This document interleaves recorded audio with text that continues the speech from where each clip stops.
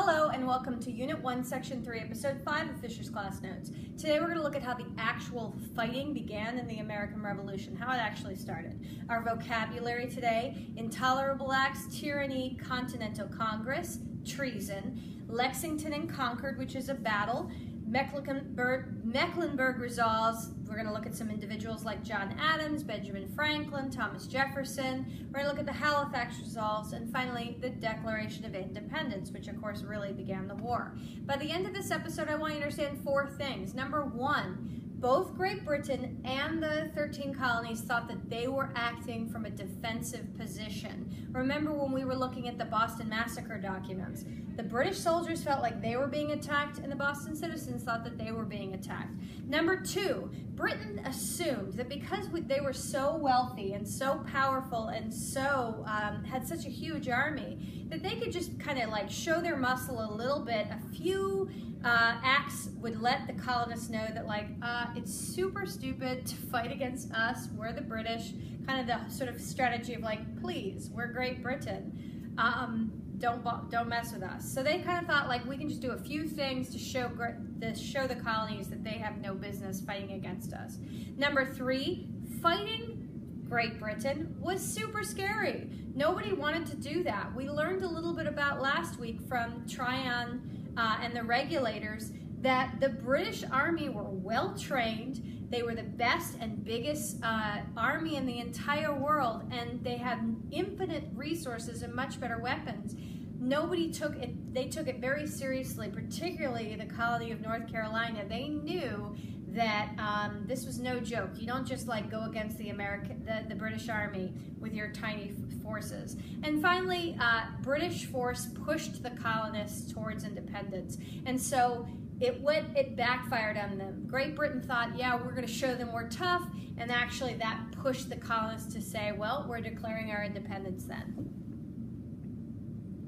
Okay, so we've got a bunch of pictures this time. Remember the Stamp Act? Parliament passed the Intolerable Acts after the colonists were protesting the Stamp Acts to punish Boston because of the Tea Party, the Boston Tea Party, because 300 plus crates of tea were destroyed by throwing them into the Boston Harbor on December of 1773. Britain thought that the Boston rebels would stop because of the Intolerable Acts, because Britain was trying to use this force, say like, we're going to show them who's boss, we're going to make them realize that we are the mightiest empire and they don't want to mess with us. But actually the 13 colonies didn't get scared, they came to the support of Boston. Britain was angry, they thought that, so they sort of had this tyranny or abuse of power, at least according to the colonists. The Connecticut, all these colonies sent help to Boston because, of course, they have no ports, which means they're not getting any shipped goods. They're not able to eat. They're starving. They're not making money. Connecticut sent sheep. Pennsylvania sent wheat. South Carolina sent rice. Like the other 12 colonies rose up and supported the Massachusetts Bay Colony. 1774, the Continental Congress met in Pennsylvania and Philadelphia and asked King George III to basically help them. They write a letter to King George saying, you're our king, we love you, what's going on with Parliament? Can you please make them not treat us so badly? Of course, Parliament and the king are on the same side, but the colonists thought that they could reason with the king. So the colonists thought the Intolerable Acts were tyrannical, were tyranny, the abuse of power. The British king, however, did not come to the colonial aid. He was on the side of the British, and he declared that the colonies were an open rebellion and were committing treason, meaning trying to overthrow Great Britain. And King George III declares the Proclamation of Rebellion and essentially says that they are in rebellion and anybody caught can be hanged for treason. And also ordered in 1774 the Prohibitory Act, which meant that Britain would no longer protect colonial ships, which means that the Spanish pirates and all these, the French pirates and British pirates for that matter, could attack ships and would not get punished by Great Britain. And essentially John Hancock, who was famous for, remember he's the richest guy in Boston, and he made all his money through shipping and often was called a smuggler because he tried to get away from paying his fees, his taxed external taxes. But he said, by making our vessels, our ships, by making our vessels lawful prizes don't look like a reconciliation to me, meaning he's basically declaring war on us. He's not letting us be safe. So John Adams said that the proclamation of rebellion by King George III was essentially an act of independence. Basically, he's going to make us so mad, he might as well make us declare our independence. The act of independency, because it makes us independent despite our supplications and entreaties. So he's saying, despite the fact that we're asking very humbly for help from the king, he's saying that we are in rebellion. And so he might as well have said, you're independent, you're by yourselves. The colonists felt attacked. They began training these Minutemen. The colonists were like a bunch of basically citizen soldiers they were called Minutemen because they were going to be ready to jump into action any minute to protect their villages, to protect their homes and cities and farms. They collected arms, sometimes stealing them from Great Britain, and decided to remind colonists how powerful they were because Great Britain is trying to attack these towns. And so this is where we get the Battle of Lexington and Concord in April 1775. Britain hoped that they could kind of corner these Minutemen in Concord, Massachusetts, and also confiscate all the weapons and arms that the colonists were collecting. And they were trying to arrest two major figures of the Sons of Liberty, Samuel Adams and John Hancock. Remember, we read that document, or you will read that document about the Boston Massacre that was from them. But they were major leaders in the Sons of Liberty, that group of rebels trying to protest Great Britain. Paul Revere, famously, the same guy who made that engraving, that famous picture of the Boston Massacre. But Paul Revere and a guy named William Dawes, it wasn't just Paul Revere, but he had a couple of friends, but Paul Revere and William Dawes went riding ahead, saying that the British were coming, and no, they didn't shout it, because obviously, they're trying to be very secret about it. So, you get all these dramatic things of, people shouting, but no, Paul Revere would have been very quiet, because they don't want the British to know that they know they're coming. All right, so the British soldiers and the Minutemen fought in Lexington, and then they marched further to Concord, where the actual ammunition or weapons are being stored. A British soldier actually was pretty surprised by how bravely the Bostonians, the colonists, were fighting. He said, "The enthusiasm and zeal with which these people have behaved must convince every reasonable man what a difficult and unpleasant task General Gage has before him." Even women had firelocks, meaning even women were fighting. So that's probably a little bit of an exaggeration. At the same time, there are a few soldiers are starting to get this is going to be a tough fight. It's not going to be as easy as we think. About 200 British soldiers and only about 95 American colonists died.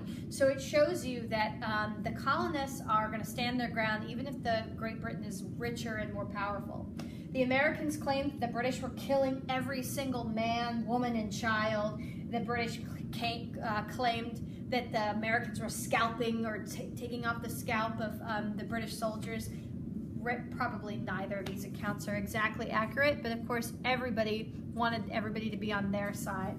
So in North Carolina, Mecklenburg County, Mecklenburg resolves May 31st, May 20th, 1775. What did I say, 31st? Excuse me.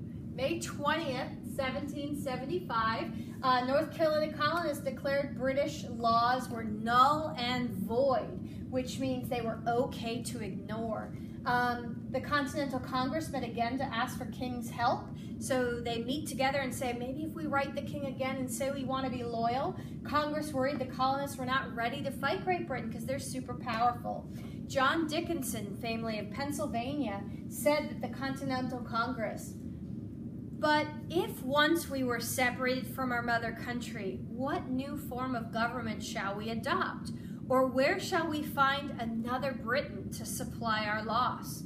Torn from the body to which we are united by religion, liberty, laws, affections, and relation and language and commerce, we must bleed in every vein." He's saying we're not ready to be an independent colony or country. We need Great Britain, and if we don't have them, who are we going to turn to?